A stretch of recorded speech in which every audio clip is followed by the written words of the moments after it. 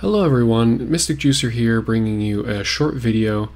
This is just going to walk through the UI of the Yomi client.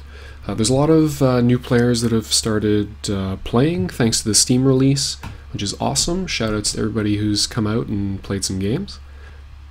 The Yomi UI is really simple, but there's a lot of little things that you maybe have not seen if you've just started playing, and there's a lot of neat stuff that's been added by the awesome programmer who takes care of all of this. Shoutouts to Thello, ma chère cacahuète. So I'm just going to walk you through in a short video a couple of those things that'll improve your game and make the experience way better for you. So a lot of this stuff is obvious. When you're playing the game, you can see your hand at the bottom of the screen. You've got your discard pile, your deck with how many cards are left in it, the amount of cards in your hand in a counter, how much health you have, and then the same thing on the opposite side for your foe. I'm going to be talking exclusively about the browser version because that's the only one I own, but there will be a similar functionality in the Steam version and as well as the one for iOS devices. So one thing you can do is you can blow up any of these cards just by right-clicking. I don't know what the function is on iOS or on Steam, but I'm sure there's a very similar kind of control scheme. So if you want to have a look at one of your cards, you want to read some of the help text or the description of the ability, you can do that, and you can mouse over all that good stuff. You can click on your and your opponent's discard to blow it up and see what cards are in it. So that's a good way to, especially once you're deep into the game, to see if there's any cards that your opponent has already played all of. For instance, how many aces do they have in their discard, what strong moves have they already played, and what would they want to get back if there's a character who can recall stuff from the graveyard. Something you should absolutely be taking advantage of is if you hover over the character portrait, you will get a blown up version of the character card, so you can read up on the character's innate. You can do the same thing for your opponent. So in case you lose track of, there's a new character you're playing, especially if you're just starting out, you don't remember what they do exactly, just hover over their character portrait and you can see what they're all about. The other thing you can do that's very key is to actually click on their character portrait, and that'll bring up their move stats and their abilities list. So on the left hand side you can see what the speed, the decimal speed of their normal attacks are, what their throw speed is, whether their normal speeds knock down or not. You can see that little knockdown icon there. What the normal damage is for a throw, and then a breakdown of their card spread. So how many ranks of dodges, blocks, throws, and attacks they have, and which ranks those are. All of their special moves are going to have their details detailed at the bottom chart there, so you can see what type of move it is, if it's an attack or a throw or a dodge, the damage that it does, including any chip, whether you can pump it and with what, the speed of the move, the combo points that it uses up, whether it's a can't combo, an ender, a link, or a starter, and whether any of them knock down. You'll also see a list of the fastest attacks that they have at the bottom of the screen. So usually, get to learn your character and you'll know what the fastest attacks in your deck are, but if you're facing a lot of different other characters, just, and you forget something, just check that list there and you'll see sort of what you're in danger of at any given time. Same thing with throws. It lists sort of the common fastest throws that the character has.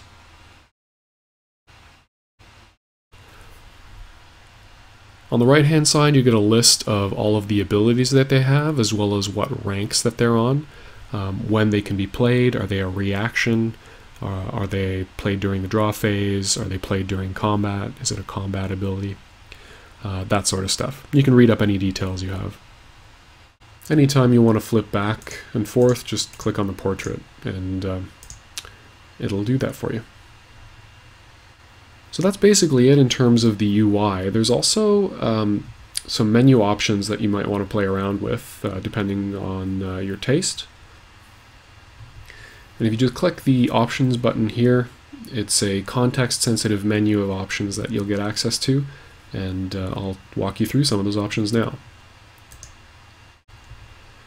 So first of all, on the left-hand side, it's going to default you to various ways of essentially quitting the game or exiting out of it. You can click New Game, you can concede if you've got to run for dinner. Hopefully you're not feeling hopeless and giving people rage quits. But there's your concede button right there. You can return to the game at any time to exit out of the menu, and you can also just quit the match, awarding your opponent the win. And then there's a couple of options on the right-hand side here. So first of all, help text on cards. So I've got it set to default, or I've got it set to hide. Default is show, so this might not be immediately obvious what it looks like, so I'll show you what that does. So once you've clicked on show, help text refers to the text that is giving you details about how the card works at the very top. So not ability text, but help text. So if you go just under Rook's speed, that 5.8 box there with the yellow, the black character on the yellow background, you'll see when this is blocked or wins combat, draw a card, combos into a 6, a linker, or an ender. So that's the help text. And similarly, if we look at his blocks, it'll describe how a block works. So once you've got a sense of how the basic functions of your characters go, I like to hide it. It just makes the cards look cleaner and nicer. Same thing for aces. It'll also give you a detail of when you play this move, for instance, Wall of Vines at the top there, discard one more ace. So just gives you additional little tips.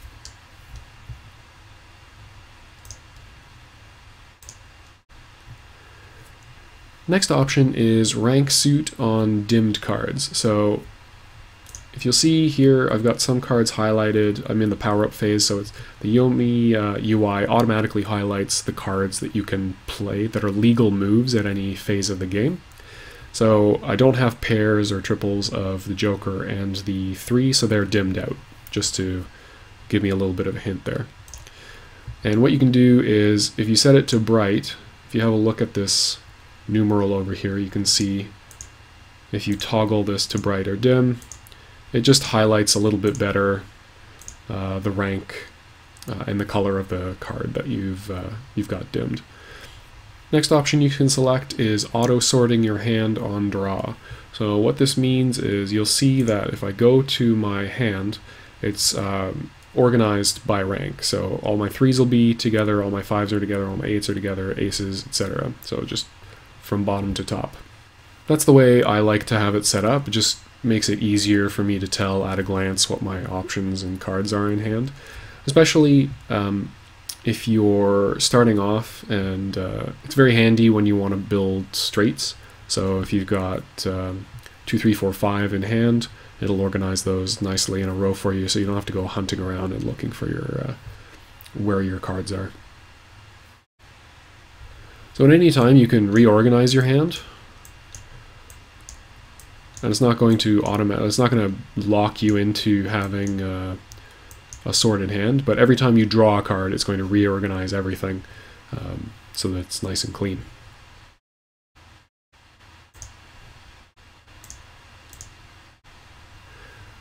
Next, you've got the view discard sorted. So that's the same concept. It defaults to no. So when you've clicked on discard, it's going to give you the order of the cards as they were played in the game. So this was the earliest card played, and this was the latest card played. It always goes left to right.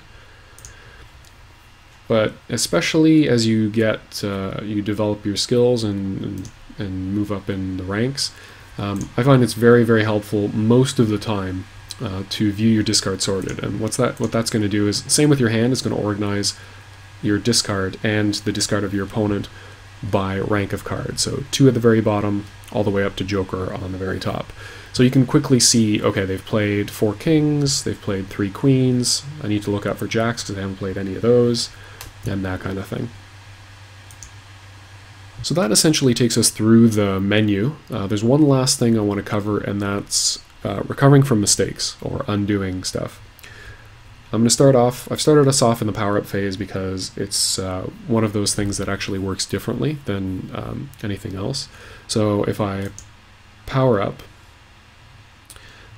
and I've decided, oh no, I actually don't want to power up with that 8, just click on the card and drag it back into your hand, and you'll undo. So you can do that anytime. There is an undo option in the game, in the menu, but it only triggers under specific circumstances, so I'll go through some of those triggers right now. So there's a couple of rules that govern what you can and can't undo in Yomi. So there's a couple of can'ts to get out of the way. So you can't undo your opponent's moves, obviously. If you've been beaten in combat, there's no getting out of that, unless you've got a joker in hand. The other thing you can't undo is anything that shares hidden information. So there are abilities, for instance, Graves' Martial Mastery, where if you play it, you draw 2 cards, you discard a card, and then you look at your opponent's hand. So as soon as you've played it, and you've drawn 2 cards, you now have learned what those 2 cards are. So you can't undo that. You can't essentially put those cards back on top of the deck, because you're working with more information that you should have had if you hadn't played the ability. So the main use of undo is when you have a multi-step ability. For instance, Graves' Counter. Like somebody else uses an ability, you go to counter it, and then you realize, oh, there's actually nothing I want to discard from my hand. Then you can go to the options menu, there will be an undo button, and just click it. Another thing that might not be obvious in terms of what you can or can't undo, if I start digging for aces by powering up, I can't, once I've picked up that ace, undo that power-up.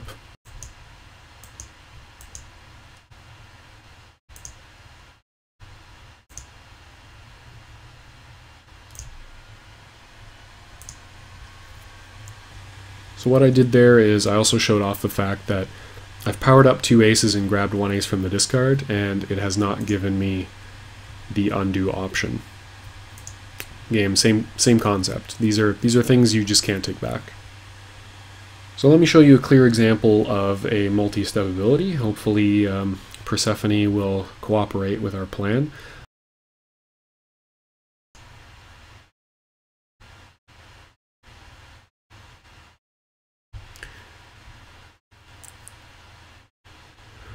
Okay, so took some doing, but we finally set ourselves up for rock armor.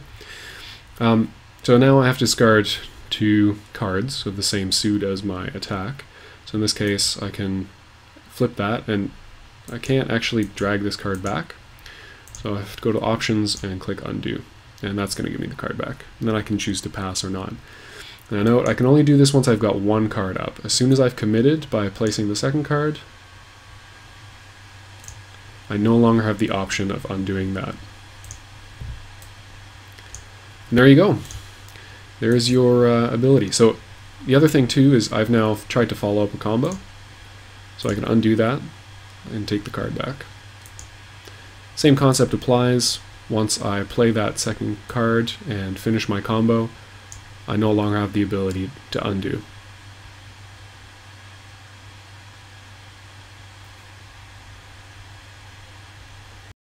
The other thing to keep in mind is that when you're doing a combo and trying to undo a combo, you can only undo the last move you played. So if you have 4 combo points, for instance, and you're playing, you've played a 2, you're following it up with a 3, you're following it up with a 4, and you want to take the 4 and the 3 back, you can't. You can only take the last card that you added back. So keep that in mind when you're playing. Alright, thank you for watching. I hope this has been helpful. Leave a comment if this has been helpful or you have anything to say or any questions, and enjoy yourself some Yomi.